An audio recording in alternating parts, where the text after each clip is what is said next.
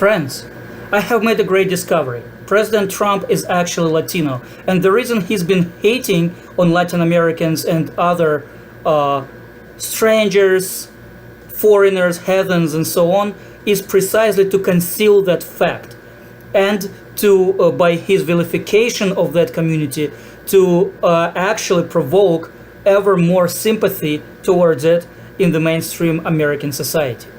Now, how was I able to deduce and uncover this fact? How was I able to make this great discovery? By a simple, often overlooked or made fun of and ridiculed fact that President Trump pronounces the word huge as huge without the sound usually depicted in English language by the letter H.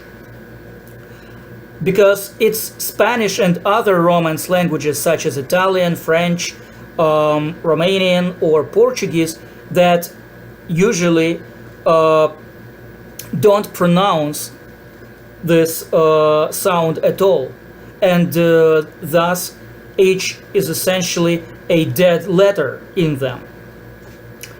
And I thought for a second, what if the president, with his tremendous influence on the rest of society, coming not only with himself, and he is quite an influential figure one way or another, but coming with the very job he is currently occupying, what if he was actually pronouncing all other words that use the letter H without this sound,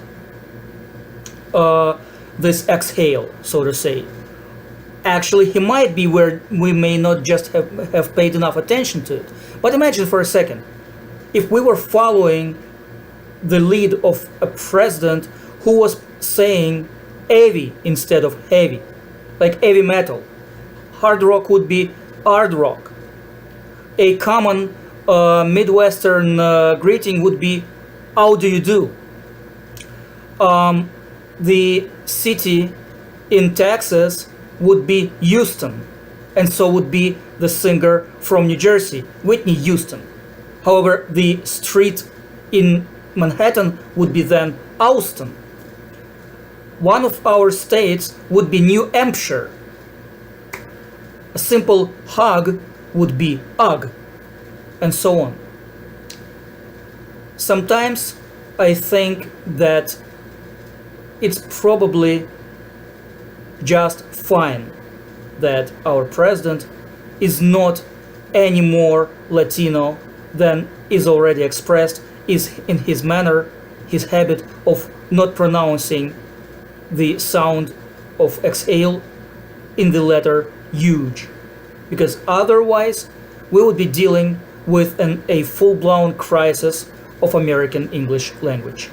Enough is enough. It's important to know where fine line lies and when to stop.